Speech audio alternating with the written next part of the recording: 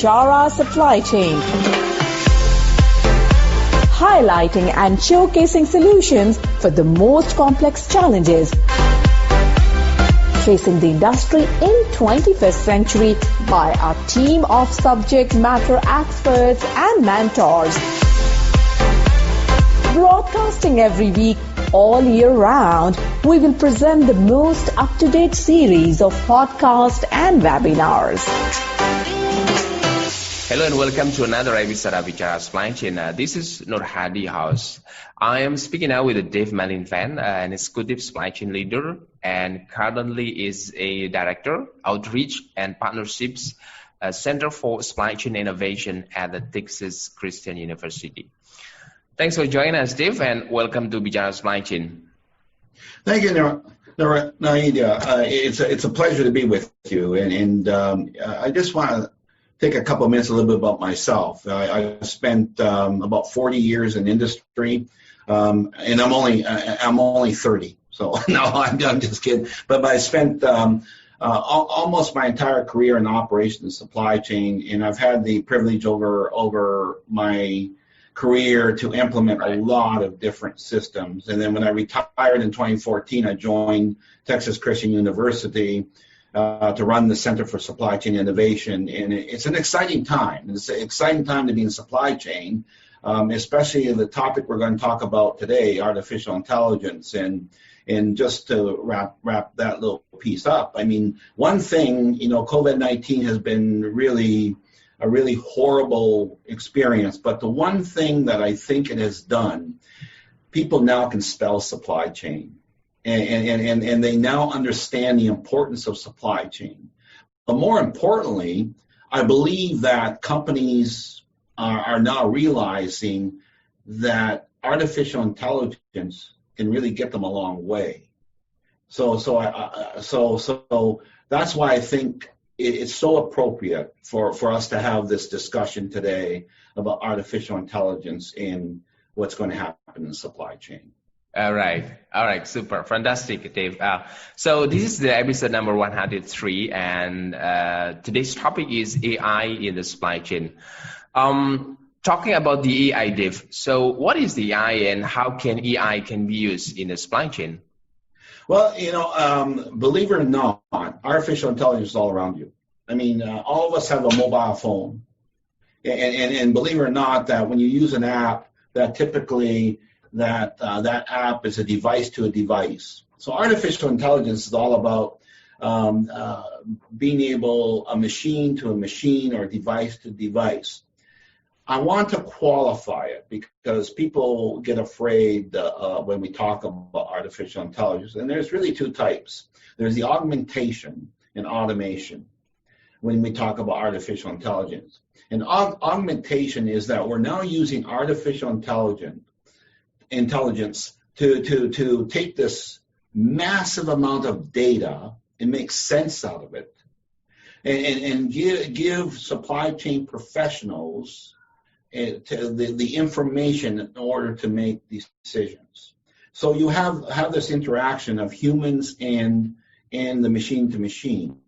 We can't, as humans, go through the amount of data that's out there. As you know, that data. Let me ask you a question. Do you know how much data changes every year? We have 100% turnover of data every year. So the reams of data is that we can't do it. But what artificial intelligence can do is take that data and make sense out of it. So from an augmentation, it gives us the tools to be able to do predictive, prescriptive analytics. All right. And then the other one is automation. That's where it totally the machine learning and device takes over. I'll give you an example in a warehouse, for example. A warehouse where you can now use artificial intelligence to do the picking operation, the pallets, and by just allowing it to device to device. So does that make sense? So there's two areas right now.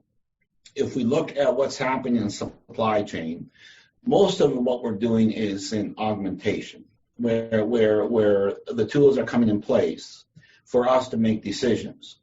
when you take the make part of supply chain, which is manufacturing, where they've been using machine learning for a very long time, well, now there is no human interaction. So they've totally automated the factory floor to the point where we don't need human interaction. So that's how I would make a difference. What a lot of people also don't realize is artificial intelligence has been around for a very long time. It's been around for probably about 35, 40 years. And it's just now are we realizing that artificial intelligence can be really, really well used. And you asked about, in supply chain.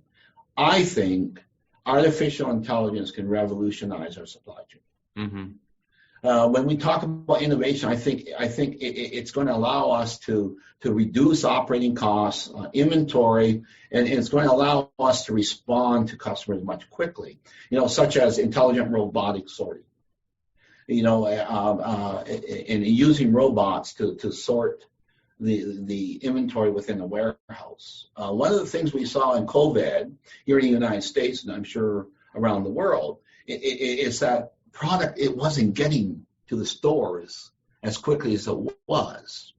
And here in the United States, and when I compare it to, let's say, Europe, our labor costs are lower than what they are in Europe. Mm-hmm. So there wasn't this drive to do artificial intelligence or to do any kind of improvements within our fulfillment centers. But now we're seeing where yes, now we have to do it because of some of the requirements of COVID-19 in order to get back to delivery. I was talking to a robotics company a little while ago, and they said that their growth is over 300%. Well, maybe not quite, but triple digit. And their growth is in putting robotics into the warehouses. And that's where you can use artificial intelligence. The other one is just the supply chain productivity and the KPIs that are necessary. Yeah, we have struggled for a lot of years and really coming up with some meaningful key performance indicators to measure our supply chain. Mm. And so what artificial intelligence allows us to do, it goes in and takes that massive amount of data. You've heard about big data. We've heard about the Internet of Things and big data. Yeah. And I always joke with folks that say, well, what happened to small data? We're now into big data. But you've got to understand that there's so much data. What do you want? Yeah. What do you want from that data to measure your supply chain? And now we've got the information, and we can use artificial intelligence to break that data down to give us the predictive and prescriptive analytics that's necessary for us to really, really change our supply chain. Mm-hmm. It's also going to allow us to improve selection of customers and increase the effectiveness of any of our supplier relationship management. One of the issues that we've had over this past year is really that the supplier-customer has a breakdown. There was a breakdown in that collaboration, the relationship. Artificial intelligence now is going to be able to enable us to analyze a lot of supplier-related data. And as you know, that there's a lot of movement now to double source and to change the way we're looking at our supplier management. But we can't do that alone and artificial intelligence will enable us to really, really analyze that supplier related data in order for us to make a lot better decisions. So I think that when we look at the customer, some of the problems we have in supply chain is really understanding and having that total visibility across the supply chain. And I do think that it's going to enhance our customer experience. We're not there yet, but I think it can be used for shipment tracking and resolving any problems that occur. We've already got companies using that intelligence. I mean, you call it the Amazon effect, where we now, it's a device-to-device talking. And that's what and then that data goes in and allows us there. I always ask folks, if you're are you an Amazon Prime member? So, yeah. And if you're an Amazon Prime, and I say to folks, I said, do you think it's an Amazon Prime because they love you? No, it's because they're collecting data. Yeah. Well, that's artificial intelligence. They're collecting this data, and they know what you're going to buy before you know. So they're using that to track the shipments to your house, and and they know probably before you whether there's a problem. But not only that, but they know what your buying patterns are. So the customer experience becomes a lot better. And I think from a planning perspective that we can embed artificial intelligence into any constraint analysis. Anyone that's I've worked in many, many years in planning and scheduling, the constraints that's in your schedule and the constraints in your planning systems are huge. And it's been exacerbated during COVID-19. Well, if we embed artificial intelligence into the constraint analysis, we're going to augment the data for us to make better decisions on how to rearrange our manufacturing processes or our ordering processes. And then it goes without saying, it's a sheer volume of data. Whether it's structured or unstructured. The problem we have is that the traditional ERP systems really, really rely upon structured data. But most of the data that's being created now is unstructured. You've got Facebook, you've got Twitter, you've got all the information that comes from various apps. That's unstructured data. But what artificial intelligence is going to allow us to do is be able to take all of that from every source and be able to make sense of it. All right. So another question, Dave, what are the challenges of AI in the context of supply chain? I think first of all, I think it's our traditional ERP systems. All right. I think our ERP systems are designed for what I call a push supply chain. You have a forecast. You feed that forecast into master production schedule. The master production schedule based on whatever parameters you want. Then you do an MRP, and then you push the product through the supply chain. In order for us to be successful, in order for AI to work effectively, we've now got to go into a pull supply chain. Which means that your demand and my demand is a single point of demand. And then when we order on our device, that is now feeding into the system where now we become node focused. We become more focused on the individual nodes. The other thing that I believe is bad data. One of the things that's not allowing us to be as successful as we want in supply chain using artificial intelligence is because the data is so bad. And anyone that tells me that their data is perfect, they're lying. Because, I do a lot of projects. I send students out to do a lot of projects. And I know when I talk to these companies and I say, well, how's your data? Oh, our data is really good. Then you go in there and you start looking at the data, and the data is horrible. So the stale and bad data, artificial intelligence will not work effectively with bad data. Right. So companies have got to start cleaning up the bad data. We sometimes oversimplify our demand planning. We make it simple, where we get a forecast and we make to a forecast. But if we go to the point where we're going to take demand from each individual person, that's a lot of data. Here in the United States, where we got 350 million people, and then I forget how many in Indonesia. Can you imagine all those data points coming into the system? You can't. ERP system can't handle that because they rely upon a simple demand planning system. So we've got to be able to adjust our thinking. And there's still organizational conflict. I think the organizations right now, we don't have the right talent in the right places to be able to adopt to artificial intelligence. But I think the biggest fear that's limiting the success of artificial intelligence supply chain is that people think that artificial intelligence is going to replace all the people. And I don't believe that. In fact, all the cases will show that what it does, it changes your focus. Instead of you being, picking or driving a forklift, you become an analyst. So now we're using artificial intelligence to augment our job. Yeah.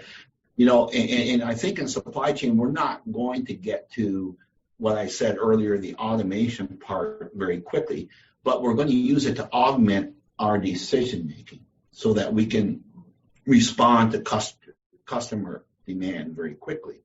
The customer expectations haven't changed, even with COVID. People still want to get their product quick, an hour, the next day. Traditional systems, traditional planning systems cannot accommodate that. However, using artificial intelligence along with good data will give us the opportunity to do predictive and prescriptive analytics. So the jobs will change to become more analytical. All right. So can you also please elaborate a bit? What can we expect from the AI in the future, Dave?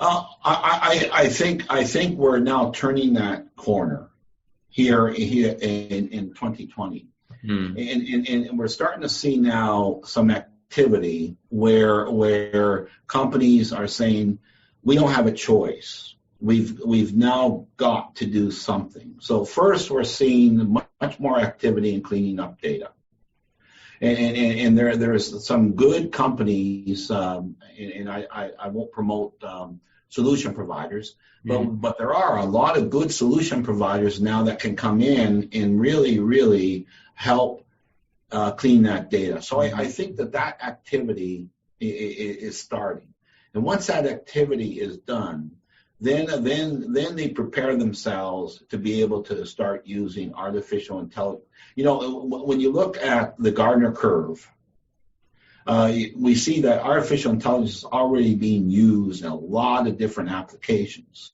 It's just not being used enough in the supply chain area. What I mean by supply chain, on the demand planning side and on the warehousing logistics side, we're using a lot more artificial intelligence in the manufacturing. The life science industry now is using artificial intelligence in clinical studies. And people say, well, how can they get vaccines so quickly? Well, it's always been the analysis of the data that's been holding up. But now they're able to implement artificial intelligence tools that will analyze the data for them so that they get the data quicker, they get the results quicker, so that they can make intuitive decisions as far as what they have. Artificial intelligence has the ability to do cognitive thinking. I mean, that's part of machine learning from the humans and be able to do cognitive thinking. I think we will eventually get there, but I think we're a couple years out before that happens. Because we have to, and I've been involved in that too, in the 90s, a lot of money was spent to the Y2K, the year 2000, people fearful because their legacy systems couldn't handle the year 2000. So that far back, people were spending a lot of money to put in new systems. Fast forward, companies have now gone back to spend a lot of money to upgrade their ERP systems and spend a lot of money. There isn't an appetite to spend more money on technology. And so that's why I think there's going to be a little bit of a delay in getting artificial intelligence, but I think people, companies, executives now realize that if we are going to be competitive, we have to have artificial intelligence in our supply chain. All right. So this will be our last question today, Dave. Can you please explain a few examples? What are companies are involved in the AI? As far as implementing it, or well, we've got, IBM certainly has been working with a lot of different companies to use artificial intelligence. The life science, most of your major pharma companies who are doing clinical studies are using artificial intelligence in the clinicals. What we're getting, you've got the big retailers, the behemoth, that are using artificial intelligence in order to drive predictive analytics. So there are examples, and now there are some very small companies in the bio industry that's starting to use artificial intelligence before they launch their product. There is also, from a distribution standpoint, a warehousing distribution. If we look at in Europe, there's a lot more use of artificial intelligence within the fulfillment centers, where they've been able to use robotics.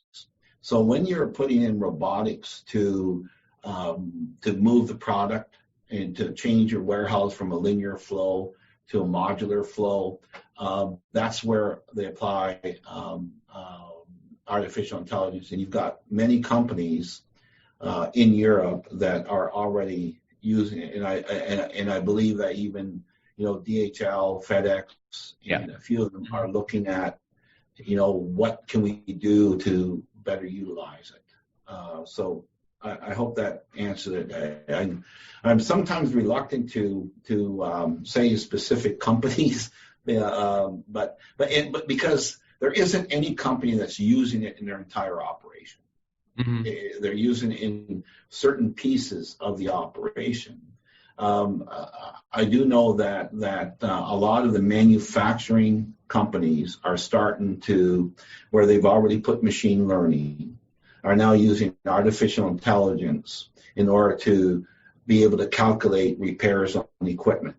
And a lot of your major consumer product companies and major pharma companies have already, within their manufacturing, have been able to put the technology in place that if a machine goes down, that they're getting the signals through artificial intelligence that machine needs to be repaired. It's also giving them the information from a maintenance standpoint to be able to calculate when they can predict breakdowns. There are solution providers out there that can overlay whatever system it is that's going to be able to do that even more effectively when it comes time from a procurement standpoint and from a customer relations standpoint to try and bring it together. What's happening with companies is that it's the